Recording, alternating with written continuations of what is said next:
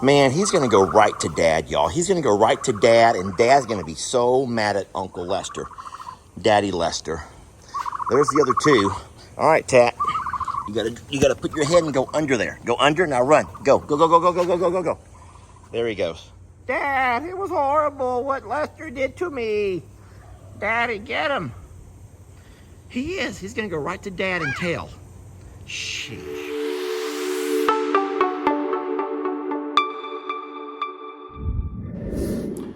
Hey folks, Lester here. We are continuing our baby ostrich socialization program, and today we're going to introduce baby ostriches to the joys of apples and other delicious watery type fruits and vegetables. So first things first, we're going to cut this thing up into tiny baby ostrich bite-sized bites.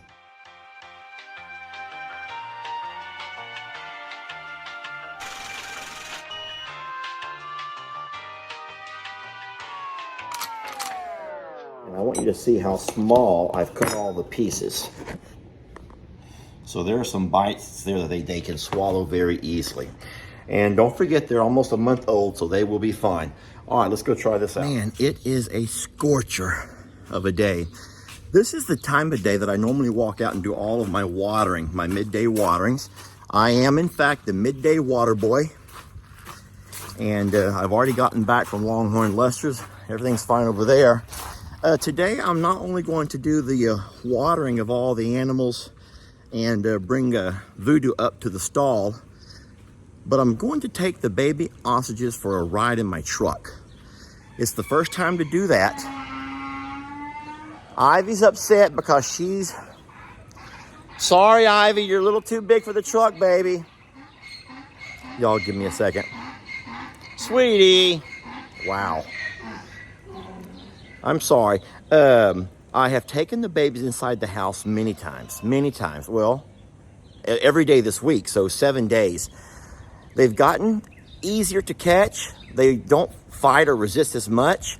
But today we're going to take a little truck ride. Not very far, just around Morrow Hill. But I want them to get used to being inside the truck. I'll talk more about that in a few minutes. Of course, first things first. You all know that baby ostriches are not known for being the cleanest of animals. I don't know why bird species are so dirty. And look, I'm gonna have their little apples right there for them to nibble on. Okay, let's go catch some ostriches. I'm gonna go ahead and crank the truck up so that it'll be nice and cool and that they'll be in the AC. I parked in the shade, but there we go. And I'll put the camera here. I have an attachment though. The camera can stay right there, and so it will record, and so you can see what's going on as I bring the ostriches over. Lower the AC so you can hear. I'm gonna turn the vents up so it's not blowing in anyone's face. All right, this ought to be fun, guys. Y'all enjoy this, and I'll be right back. All righty, we are back with ostrich number 1. The first one that I was able to catch is yellow. It's yellow ostrich. Where's your band? Where's your band? Oh, here we go. There's the band. Okay, so here's yellow ostrich. This is Daddy's truck. I'm gonna put you. You can't fly, weirdo. Put you in the back seat right there. All right, y'all watch yellow while I go try to get another baby.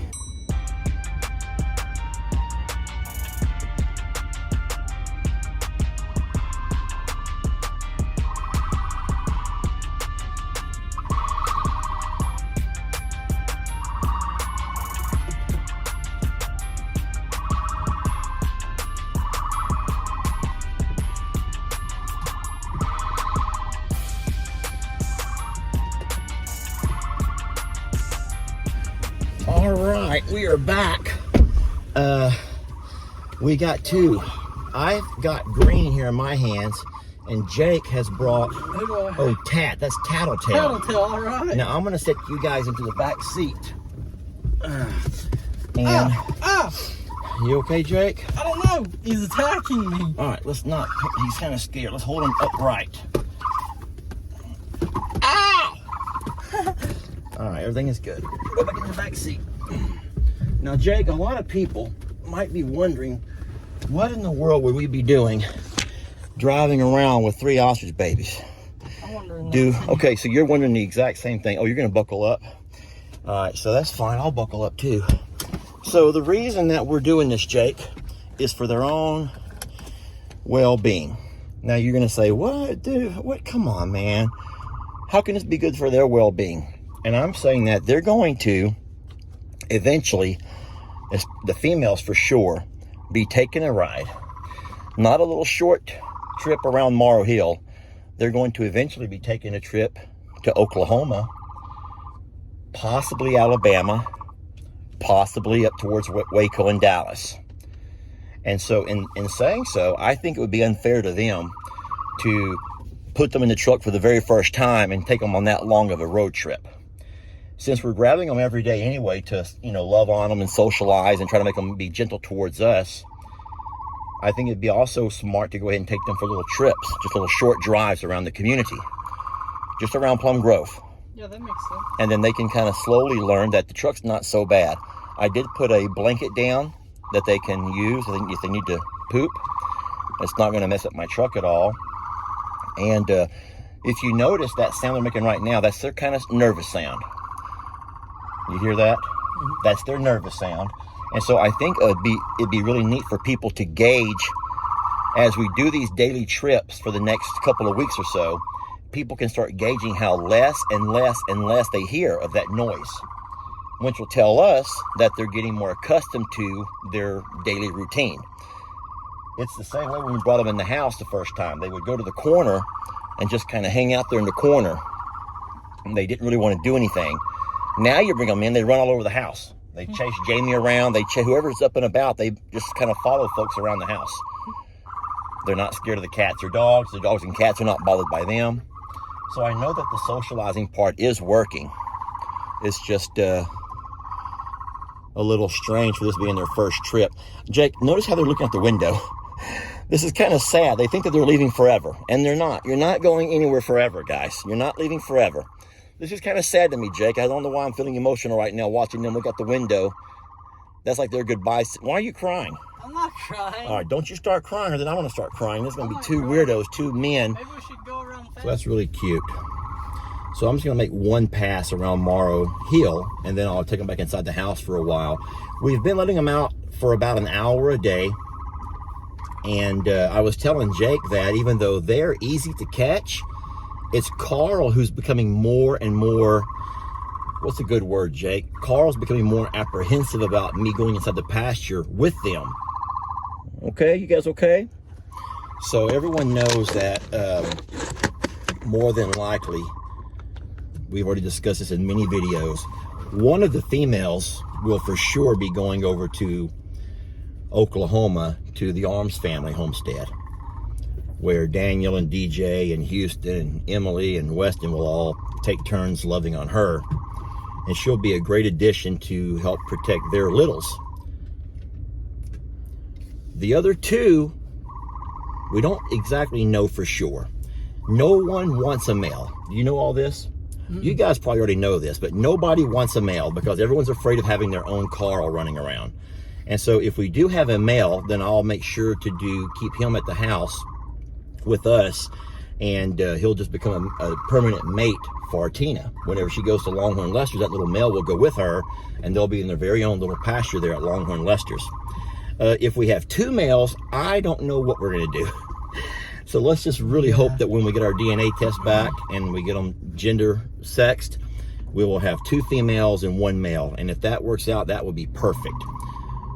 And that way, we're not worried about anybody not having a really good forever home. All right, well, Jake, I think that we've done about what we had set out to do. Mm-hmm. We wanted to give them a little short drive around the Morrow Hill. Thank you all for watching this video. It may have been quite boring, just hearing the noises they make, but it has to be done, and we're going to do it every day this week, Jake. I'm not saying you have to help me. Jake's like, oh, I'm not doing this. This is the longest trip ever. I'm ready to go home. We didn't even go anywhere. We didn't go anywhere, Jake, but we made a cute little video to show people what we do, the links that we take. Well, they pooped. They pooped. Great. All right, that was a very nice trip around the block. around Morrow Hill, and I hope you guys enjoyed that. We're gonna take and put these babies down one at a time. There you go. Walk right over there, right in there. There you go. And now I put her into the corral.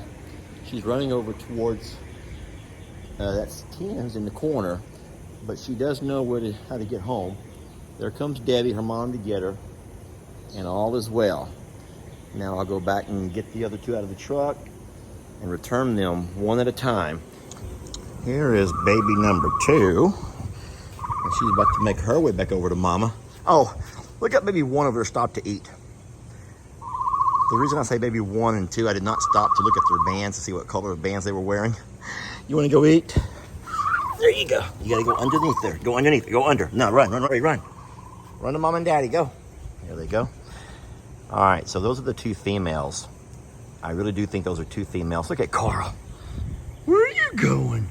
Where did you go? Where are you coming from?